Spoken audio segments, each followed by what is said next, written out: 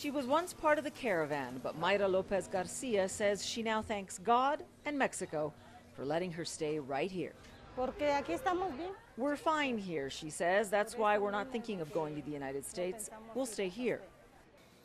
Granted a temporary visa, Mayra makes a living making tortillas. She says she escaped poverty and violence in Guatemala and is now counting on Mexico for her future. Tens of thousands would like to join her. Mexico's borders, both to the north and south, are overwhelmed with migrants, mostly from Central America, who've already been waiting months just for a chance at a new life in the United States.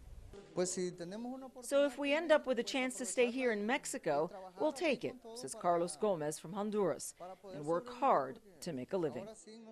And this is where things are starting to get complicated for new Mexican President Andrés Manuel López Obrador. He had promised a more humanitarian policy for migrants, and that's being challenged now, not just by President Trump, but more Mexicans too. Even people like Aaron Mendez, who helps run a migrant shelter near the Texas border. I think one of the solutions is to change the immigration strategy, he says, which now lets in all the undocumented migrants. And President Trump claims his ultimatums are the reason Mexico is now apprehending more migrants on its southern border.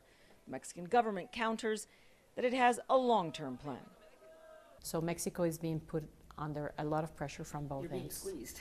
We're being squeezed, exactly. And I think it's unfair to say that we are not trying to be part of the solution, because I think that this administration has done a lot of the things that can be done to help this humanitarian crisis.